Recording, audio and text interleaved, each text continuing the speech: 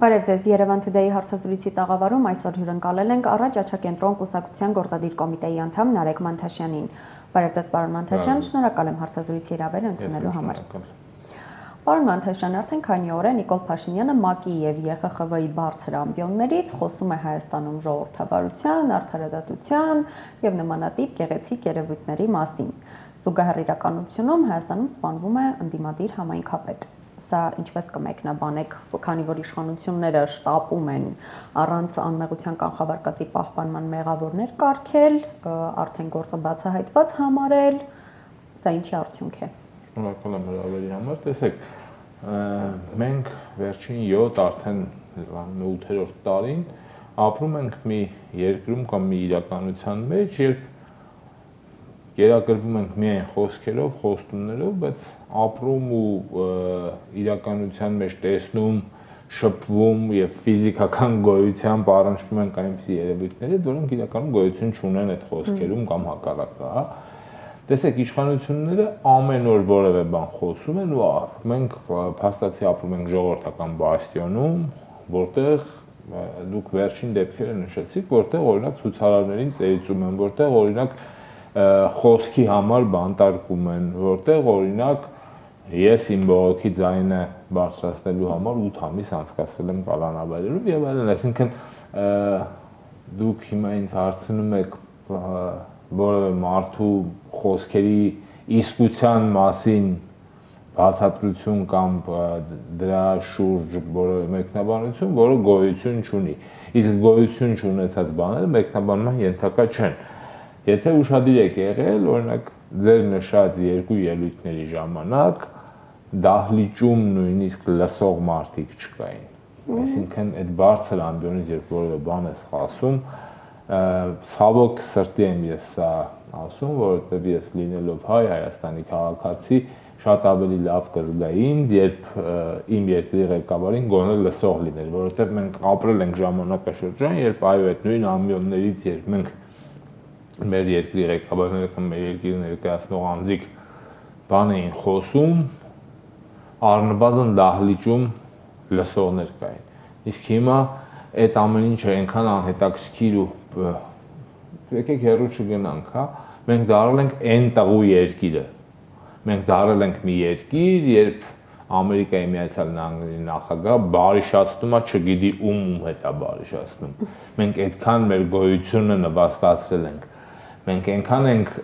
իջել այդ շլիշակի մակարդակից, որ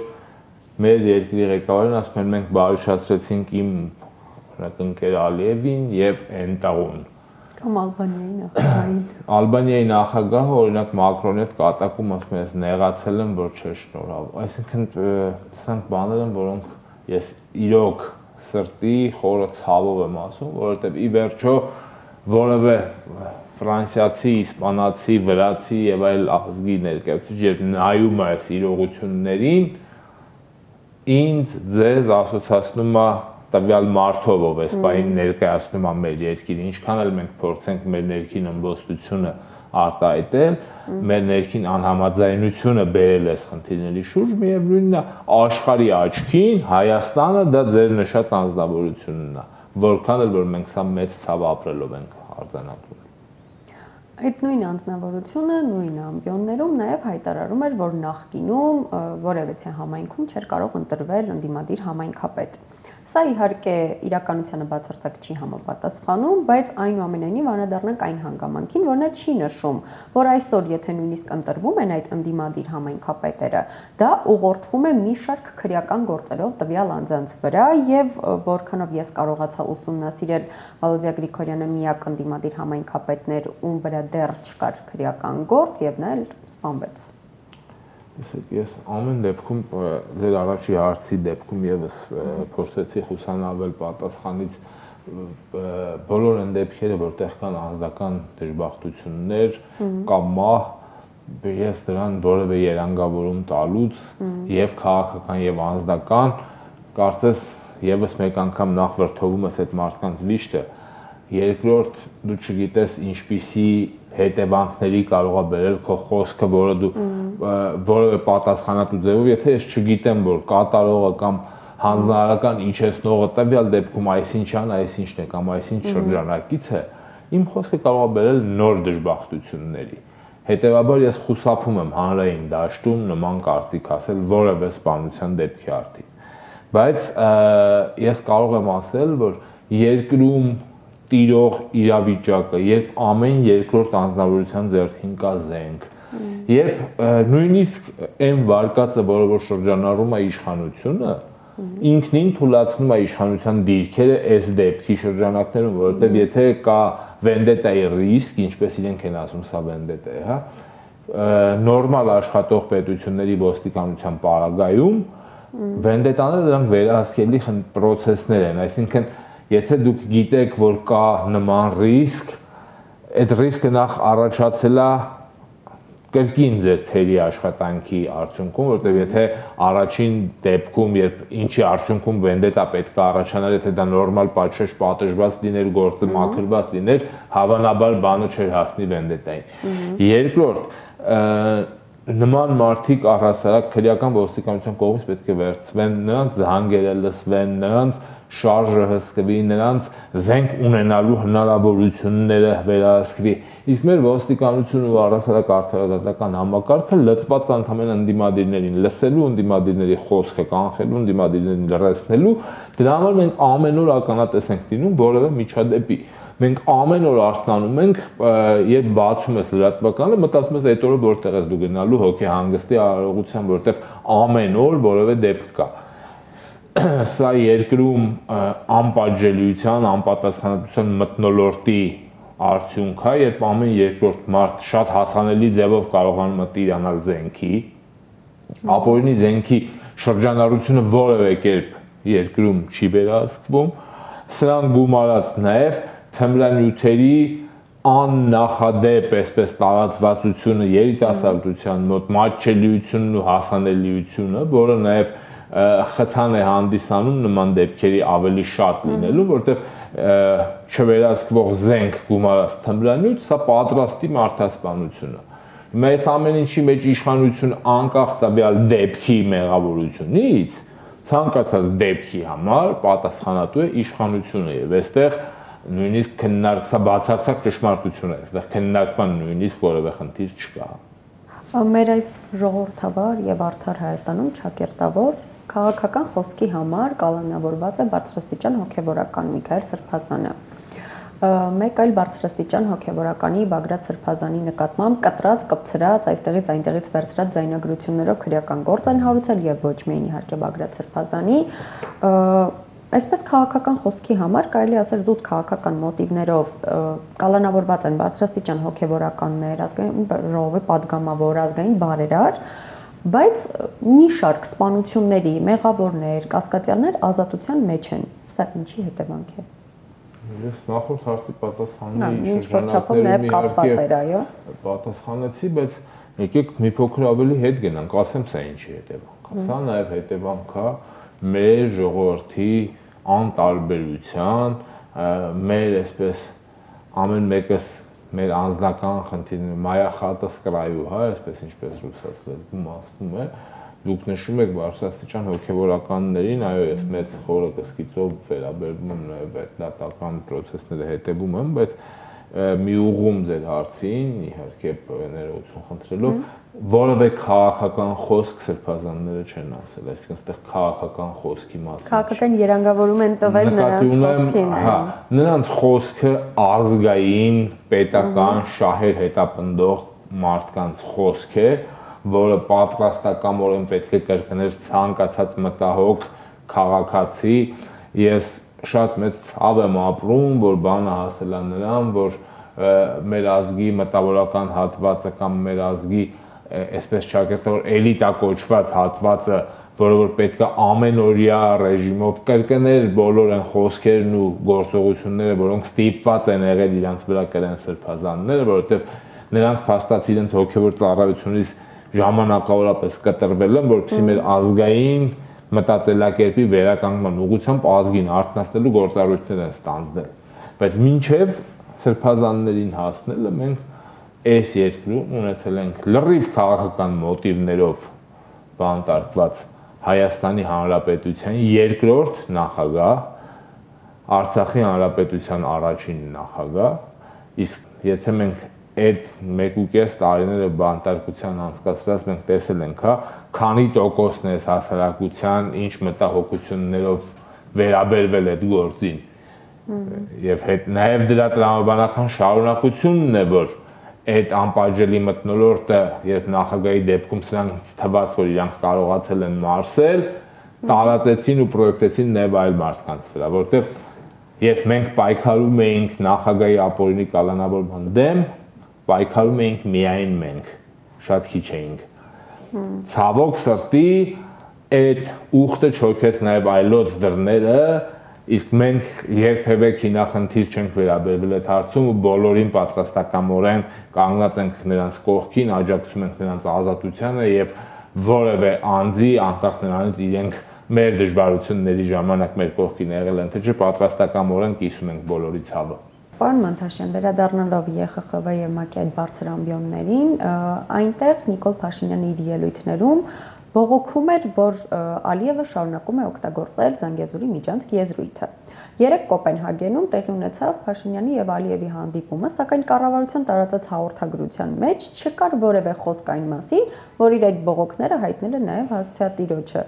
Սա ինչով է պայմանավորված։ Օրինակ փոքր երեխեք կան, չէ՞ որ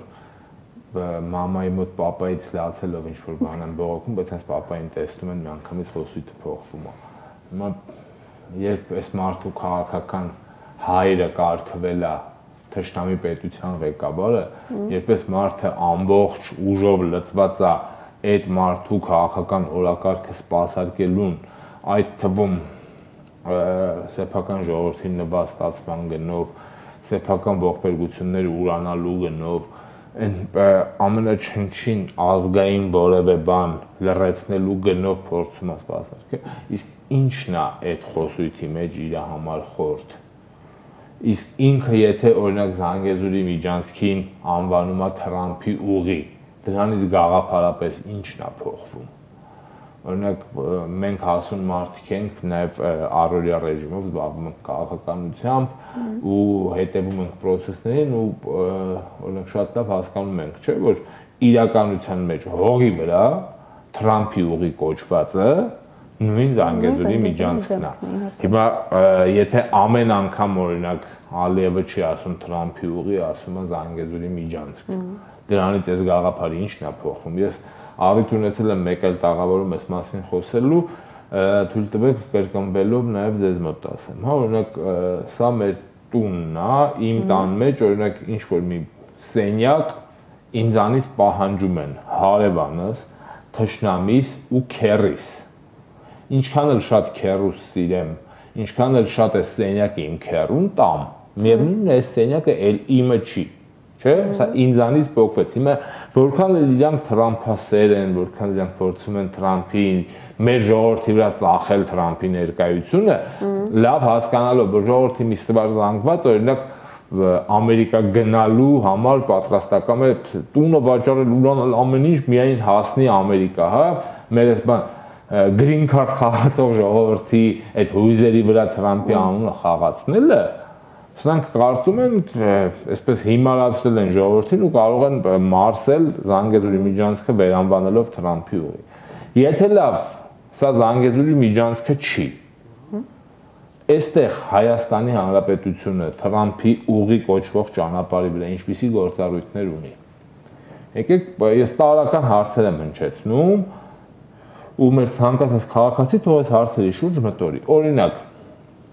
երբ որևէ իրանցի կամ վրացի սահմանը իր անցակետից մտնում է Հայաստան, պիտի գա Երևան օրինակ։ Ինչպիսի գործառույթներ ունի իրականացնելու։ Առաջին սահմանապահներին ցույց է տալիս անձնագիր։ Նրա մուտքը գրանցվում է մեր երկիր։ Նրա բեռները ստուգվում են, որովհետև նույնիսկ հայը երբ մտնում է Հայաստանի Հանրապետություն, նրա բեռնախցիկը ստուգվում է։ Հիմա արդյոք Հայաստանի Հանրապետությունը այդ միջանցքով կամ Թրամփի ուղով Հայաստան մտնող որևէ ադրբեջանցու բեռնախցիկ բացելու է։ Տեսեք, ձեր նշած այդ ցավոք սրտի վարչապետ կոչվածը հայտարարում էր, որ Աշխարհում կան տեխնոլոգիաներ, երբ անձը չի շփվում տեխնիկական միջոցներն են անձնագիր ստուգում ու բերում էր Ամերիկա, փառք Աստծո, էլի ժողովուրդը բանը, մենակ Հայաստանում չի ծնվել մեծացել։ Մեծ զանգեք ձեր Ամերիկայի բարեկամներին, ժողովուրդ ջան, հարցրեք Ամերիկայի որևէ օդանավակայանում կամ որևէ սահմանում տեսել եք տենց բան, որ մարդ չլինի, տեխնիկական միջոց անձնագիր։ Սա նախապես պատրաստում է, որովհետև ինքը գիտակցում, ինքը արդեն խոստացել է, որ որտեղ չեն լինի սահմանապահները, այդտեղ չի աշխատելու հայկական պարեկ։ Այդ տարածքին լավ, կարող է ինչ-որ մեկը խանութ ունենա, օրինակ։ Այդ ճանապարհին մի հատ հայ մարդ խանութ ունենա, այդտեղից բան վաճառի, ՀԴՄ տա, ՀԴՄ վերցնի եւ այլն։ Իսկ եթե այդ ճանապարհին այդ ստուգողները չկան, ինչ որ ադրբեջանցի մտավ, եկավ, հասավ մեջտեղները, կարող օրինակ 1 կիլո գերային հետը բերի ճանապարհին լուսամուտից ցած շպրտի Թրամփի ուղուց մի 50 մետր էսկում, ինչ որ մեկը վերցնի ու ծախի։ Սրանք հարցեր են, որոնք որ այսպես իրանք փորձում են հմտորեն, ճարպկորեն, այս խամաճիկավարի ինչ որ աճպարարությամբ թաքցնել, բայց այս հարցերը մնում են եւ գոյություն ունենալու իրավունք ունեն։ Հիմա որքան էլ մենք փորձենք այսպես դեմոկրատ ու ասում եմ ես նախորդ հարցից իդեպ բաց մնացած կուզեմ նաեւ դա լրացնեմ, հա։ Ինչ վերաբերում է ընդդիմադիր համայնքապետեր ունենք։ Ձեր կուսակցության այդ ինչ են կոկորտիլոսի տողանունի Գարիկ, հա։ Գարիկը նախորդ իշխանությունների ժամանակ ընտրված համայնքապետ էր։ 2016 թվականին։ Որևէ բան նրա հետ կատարվել է։ Իսկ ես հիմա բերեմ ընտրված քաղաքապետեր, այդ թվում իմ ընկերների, բախտակից ընկերների, իդեպ կալանավայրերում ենք ծանոթացել մեծամասամբ։ Օրինակ Վանաձորի քաղաքապետի հետ, երբ մարդը ընտրվել է, ընտրվելու հաջորդ օրը ինչա ԿՊ խաչը չի պաչել, հայտնվել է կալանավայրում։ Վարդենիս, չգիտեմ, Գյումրիում քրեական գործերը շարունակվում են, այսինքն այս process-ը մարդիկ արդեն մտածում են նույնիսկ իմաստունի ինդիմադիր հայացքներով գնալ ընտրության թե չգնալ, որովհետև այս դեպքում դու չգիտես, դա ուղիղ, նախ Բերթի Պուտիովկա հասկացողություն կար, չէ, հիմա ամեն ստացած քվեն կարծես Բերթի Պուտիովկա լինի այս իշխանությունների օրոք։ Վերադառնալով Զանգեզուրի Միջանցքի թեմային, եւս մի հարց առաջացավ, լավ, մարդ եթե չի կարողանում Ալիևի հետ տարական անվան շուրջ պայմանավորվածություն ձեռք բերել, որ լավ, ընկեր, ես իմ ժողովրդին խաբել եմ, ասել եմ, էսի Թրամփի ուղի արի, դու էլ տենց ասա։ Մարդը փաստացի ամենտեղ ասում է Զանգեզուրի Միջանցք։ Այս մարդը Ալիևի հետ մնացած բոլոր հարցերում այդ միջանցքը բացելուց հետո բեռներ կլինի, չգիտեմ, մարդկանց անցուդարձ կլինի, ոնց է պայմանավորվելու, ինչ է անելու։ Ախր, տեսեք, դուք այնքան հետաքրքիր հարց եք, բայց ինչա ձեզ թվում, որ նույնիսկ թշնամի պետության ղեկավարը պետքա սուտ խոսան լինի։ Այդ մեծ է ճակատագրով տենց մարդ բաժին հասել։ Օրինակ մարդիկ նրանք հասկանում են, չէ՞, որ իրենց հիմնական պայմանավորվածությունները այս անձի հետ չեն։ Իրանք լավ հասկանում են, որ սրանից ինչ կարողանան պետքա փոխել, բայց խոսույթը պետքա պահպանել, որովհետև ի վերջո այդ պայմանավորվածությունները պետք է գործեն հայ ժողովրդի հետ կամ Հայաստանի Հանրապետության հետ, ոչ թե ԽՓՓ-ի հետ։ Իրանք ԽՓՓ-ին ասում են դու գնա ոնց ուզում ես քո ժողովրդին խափի, ես քեզանից այս բաժակը որ ուզում եմ, դու գնա մոխրաման ես ներկայացնում, ինչ ես անում, բեր իմ բաժակը ստուր ինձ, բայց ես շարունակելու եմ իրան բաժակ ասել, որ հանկարծ քո մոտ առաջացած հարցերը վաղը ինձ չտան։ Ինքը չի կարող իր խոսույթը փոխի, որովհետև ինքը իրան լսողների մոտ պարտավորություն բան, այսպես հեշտ չէ սեփական անձի նկատմամբ հարգանք ունի, իր խոսույթը չի փոխում։ Հետո ինչ մեզ բաժին է ընկել մարդ, ով ասում են այն ժամանակ էր, ճիշտ ասում, թե հիմա ըստ պատեհության ասում է հիմա կամ այն ժամանակ, այսինքն մենք փորձում ենք մեր ստախոսին պրոյեկտել բոլոր երկրների ղեկավարների աչքով, իսկ կարծում եմ եզակի դեպք այն հայի բախտով մեր ճակատագրով բաժինը հասել, չգիտեմ ինչի, որ մեղքի համար, հավանաբար հայ ժողովուրդը Աստծուց շատ էր հեռացել, դրա համար է Նիկոլ Փաշինյանը այսպես որպես պատիժ հայտնվել հայ ժողովրդի ղեկավարի պաշտոնում այս բային, հա, բայց մեզանից ուզելու process-ը հենց այսօր Արարատ Միրզոյանը հայտարարում էր, որ իրանք ասում խաղաղությունը արդեն բերել ենք, արդեն պատրաստ ժողովուրդ խաղաղ եք դուք, Բայց այսօր ասում եմ, որ ադրբեջանական կողմը դեռևս նախապայմաններ ունի։ Բայց ինչի մասին եք, ինչն եք համաձայնեցրել, եթե կան նախապայմաններ։ Ասում են խաղաղություն ենք բերել, դուք 2 օր առաջ այդ նույն մարդը ասում էր բանա։ Մեր նախընտրական ծրագրում կառավարության ծրագրի հիմնական գլոբալ իմաստը խաղաղությունն է ու մենք այդ խաղաղությունը բերել ենք, այն մնացածը այսպես բաներ են, ընթացիկ փոքր խոստումներ են, որոնց չլինել է նույնիսկ վնաս չի։ Սա գիտեք ինձ ինչի է նման, օրինակ սուր ծանր ցավերով ինչ-որ մեկին տանես հիվանդանոց, բժիշկը դուրս գա, ասի ամեն ինչ նորմալ է, ոչ մի տեղը չի ցավում, մահացել է։ Հիմա մեզ սպանել են ու ասում են, բան է, չի ցավում ձեր ոչ մի տեղը։ Այսինքն խաղաղությունը ինչ գնով, Արցախ չունենալու գնով, Արցախը այն բաններ ինչի համար կար այդ կոնֆլիկտը։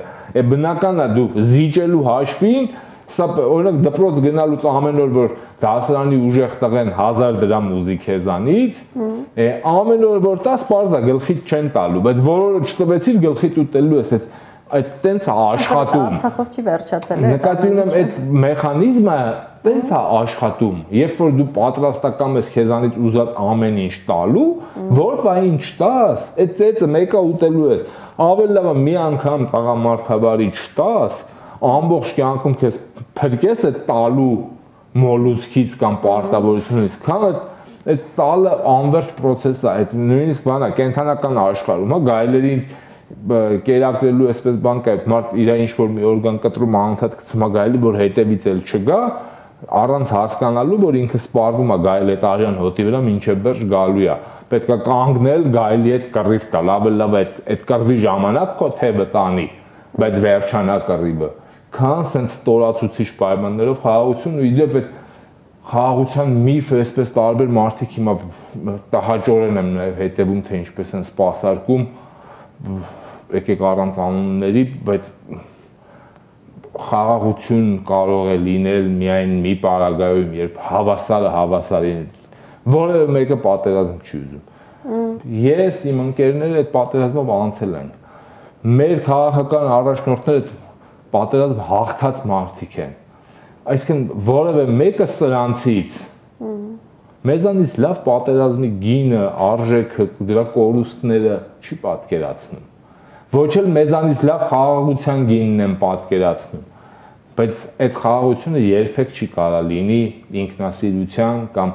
ինքնատրման։ Մենք մեր երեխեքի աչքերին ո՞նց ենք նայելու։ Լավ, ինչ որ մեկը եկել է տանը հեռուստացույցը սենց խլում է ուզում է տանի։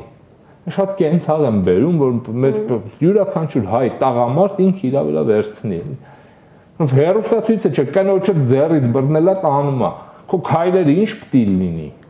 Ահա կարաս թողես կնոջը տանեն, դու էլ դրան դրես խաղաղություն ասես, դե հիմա կին է, ինչ տարբերություն իմ հետ է թե նրա հետ է։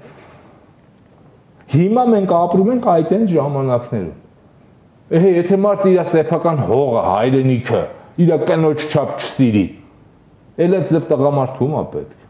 Այդ խաղաղություն ասվածը իհարկե ոչ մեկ չի հավատում եւ չի տեսնում այդ եկած խաղաղությունը, որից խոսում են, բայց դա շատ փորձագետների, շատերի կարծիքով պարզապես նախընտրական քող է։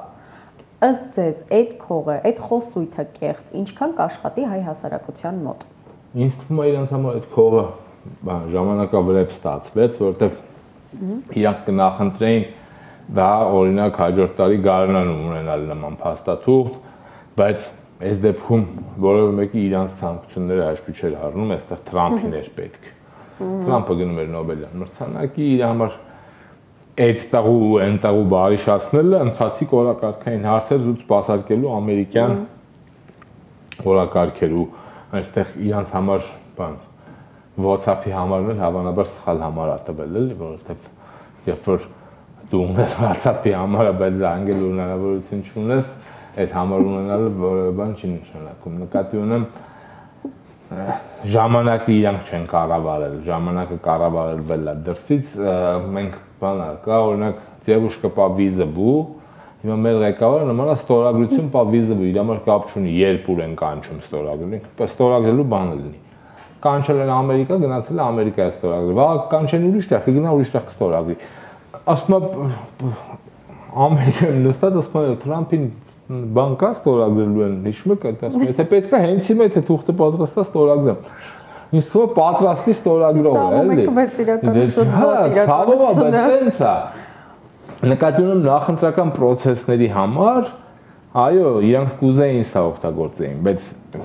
հիմա ժամանակը այնքան նա, որ մարդիկ արդեն անցել է մոտ 2 ամիս հասկանում են, որ թուղթը ոչ մի բանի մասին էր։ Այդտեղ չկա խաղաղություն, շարունակվում են նախապայմաններ, շարունակվում է խոսույթ, այսինքն այդ միֆը, որ իրանք եկան առաջի օրերին մեծ կառուցեցին, իրանք կուզեին դա լիներ օրինակ ընտրություններից 20 օր առաջ, որ մարդիկ չհասցնեին հասկանալ իսկությունը։ Բայց հիմա մարեց էս թղթի, այսպես սպադով գնում է վստահաբար ձեզ ասում եմ նախընտրական շրջանում որը մեկը չի հիշելու սրա մասին։ Թե ինչպիսի գաղտնի զենքեր կան պահված նախընտրական շրջանի համար, օրինակ ձեր ասած նույն Ալիևը, որ ասում եք կար այդ պասը տա սրան լրացուցիչ բոնուս տալու համար ընտրվելու չեմ բացառում, բայց այս փուլում կյանքը ցույց է տալիս, որ իրանք այսպես քաղաքական դիակներ են, իրանք վերընտրվելու հնարավորություն ուղղակի չունեն այլևս, չունեն նաև պարզ պատճառով, որովհետև ինչքան էլ որ նաև ներընդդիմադիր շրջանակներում կան տարբեր կարծիքներ եւ բան, փաստացի ձևավորված կան երկու մեծ ընդդիմադիր այսպես օղակներ, որոնք վստահաբար ձեզ ասում եմ, որևէ շանս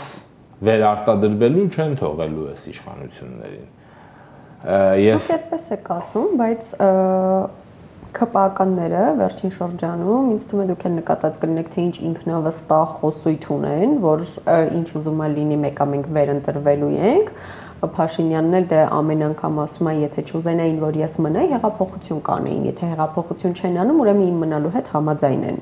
Լավ, ի՞նչն է իրենց այդ ինքնավստահության պատճառը։ Անկիրթ մարդիկ որպես կանոն շատ ավելի ինքնավստահ են, հա, որովհետև այդ մարդիկ երբ որ չեն կարողանում process-ները լիարժեք հասկանալ,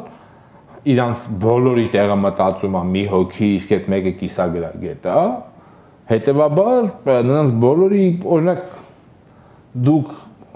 որևէ այլ իրականության մեջ կարող եք տեսնել բուժ քրոջ, որը զուտ քթածակի արկայության պայմաններում կարող էր ասել, որ ինքը բոլոր ակադեմիկոս բժիշկների փոխարեն կարող է օրենսդիր մարմնում ղեկավարել առողջապահական համակարգի քաղաքականությունը։ Նորմալ պարագայում, նորմալ երկրների պարագայում նման մարդիկ ոչ միայն չեն հայտնվում այդ ամբիոնների մոտ ու չեն հայտնվում ոչ թե որովհետև ես մարդկային որևէ խնդիր ունեմ այդ մարդկանց հետ, այլ զուտ ինստիտուցիոնալ առումով պաշտոնի անձնագրեր են լինում, որտեղ նշվում օրինակ չի կարա իրականության մեջ լինի որևէ օրինակ չգիտեմ մասնավոր ապահովագրական ընկերության օրինակ medical բաժնի աշխատողի համար բարձրագույն կրթությունը պարտադիր լինի, բայց ազգային ժողովի առողջապահական հանձնաժողովի նախագահի համար բուժքրական միջին մասնագիտական դիպլոմը լրիվ բավարար է, հա, սա խոսում է ինստիտուտների նաև թերիության մասին, բայց երբ որ նման մարդիկ են կարծիք արտահայտում, իրենք ինչքան էլ ասում են իմ համար եթե ձիրքը հերիքա այս պաշտոնը ղեկավարելու, նույն անգրագիտությամբ վերաբերվում են հաջորդ ընտրությունների արդյունքներին կամ եթե Նիկոլ ինձ ստեղ տենում է, սա հիմա ինքն էլ ասել է մենք ընտրվելու ենք, ուրեմն ընտրվելու ենք, այսինքն իրենք կարծիք գեներացնում են լսելով, որտեվ նորմալ մարդկանց մոտ կարծիքը գեներացվում է տարբեր աղբյուրների վերլուծության արդյունքում սեփական կարծիքի ձևավորմամբ, բայց երբ որ մտավոր ունակությունները չեն բավարարում այդ աստիճանի, դու ստիպված ես լինում կոնկրետ անձից հրահանգավորված կարծիք լսես ու դա որպես բացարձակ իրականություն ներկայացնել, հիմա իրենց մոտ այդ է։ Իսկ հեղափոխության մասը, բայ եթե չեն ուզում, հեղափոխություն չեն անում։ Իսկ եթե ինքը ուզում է հեղափոխություն անենք, ինչի է հեղափոխություն անելու ճանապարհին կրակում։ Մենք ուզում ենք հեղափոխություն անել, փորձում ենք, բայց նաև մենք ի տարբերություն իրան մեր հոգիները չեն փառավորվում, երբ ոստիկաններ են վիրավորվում։ Մեր հոգիները չեն փառավորվում, երբ կանանց վրա Բաղրամյան փողոցում կամ հրապարակում պայթուցիկ նյութեր են շպրտվում։ Այսինքն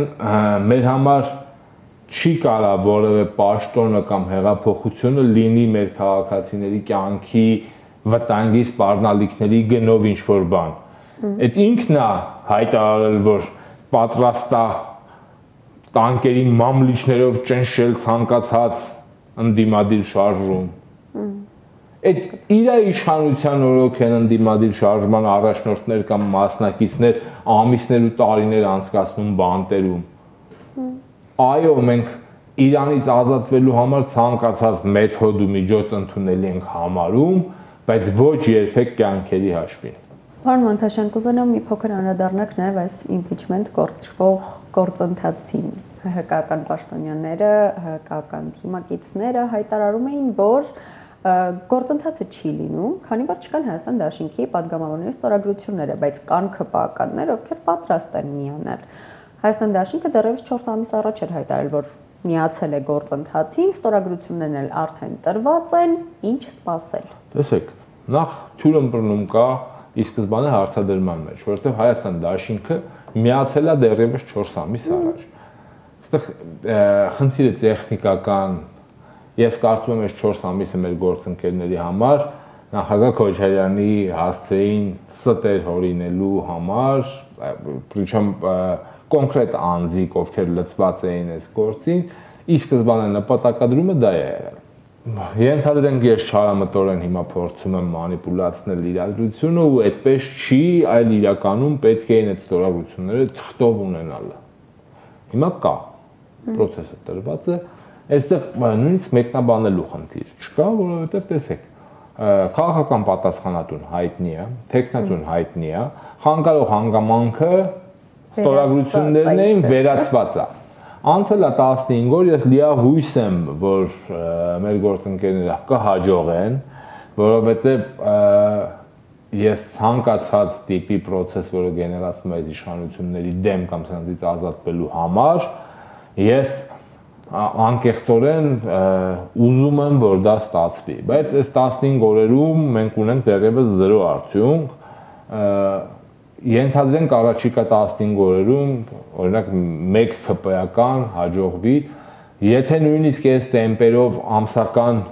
1 падգամավոր հաջողվի միացնել, մենք ունենք 18 անհրաժեշտ падգամավորի ձայն, այսինքն մոտավորապես 18 ամսից հնարավոր է որևէ բան ստացվի, ես հաջողություն եմ մաղթում։ Մի փոքր էլ որպես մեր վերջին հարց կխնդրեմ խոսեք Էջմիածնի ընտրություններից առաջիկա ձեր ակնկալիքների մասին։ Գիտեք, այս պահին իմ կարծիքով քաղաքական ներքաղաքական դաշտի հիմնական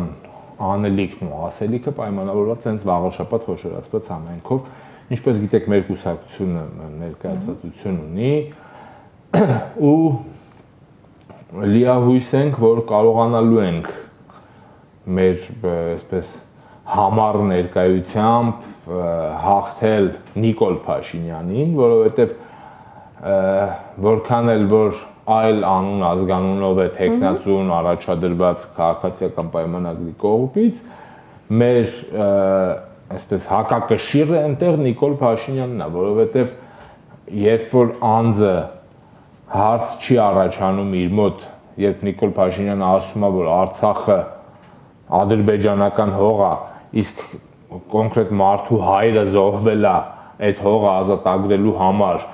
այդ մարդու հոր անունով այնտեղ կա անվանակոչված գյուղ, ու այդ մարդը առանց հարց տալու, որ այս ինչ ես ասում,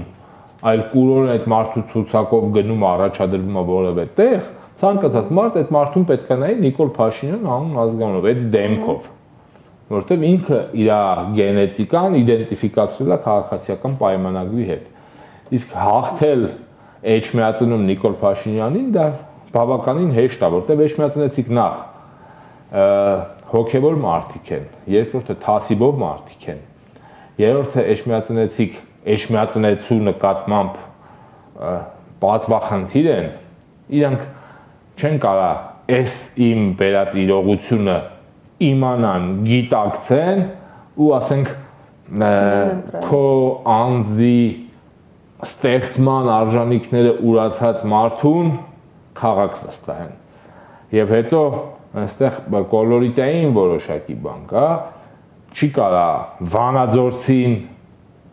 գլխի ընկնի մերժի ԿՊ-ին, Գյումրեցին գլխի ընկնի մերժի, Փարաքյարցին գլխի ընկնի մերժի, իսկ Էջմիածնեցին շարունակի կուրորեն հավատալ։ Այստեղ նաև այս բանն են Էջմիածնեցու թասիբի պատվախնդրության, այդ թվում նաև կրոնական շատ կարևոր մեր հոգևոր մայրաքաղաքը չի կարա սեփական սրբությունները ուրացող եկեղեցու նկատմամբ արշավ իրականացնող որևէ քաղաքական ուժի թույլ տա կառավարել միածնի իջած քաղաքը, հա, այդտեղ պետք է այդ քաղաքի հոգսով ապրած, այդտեղ ծնված, մեծացած քաղաքը ուղն ու ծուծով իմացող, այդ թվում նաև ես քաղաքը ասելով նկատի ունեմ նաև համայնքը ամբողջությամբ, որտեղ դու չես կարա այդ տարածաշրջանի տղա լինես ու սիրես կոնկրետ քո շենքը, գյուղը, այսինքն դու պետք է լինես Էջմիածնեցի, վաղաշապատցի, իսկ Սևակ Խաչատրյանը հենց այդպեսին է։ Շնորհակալություն, պարոն Մանթաշյան։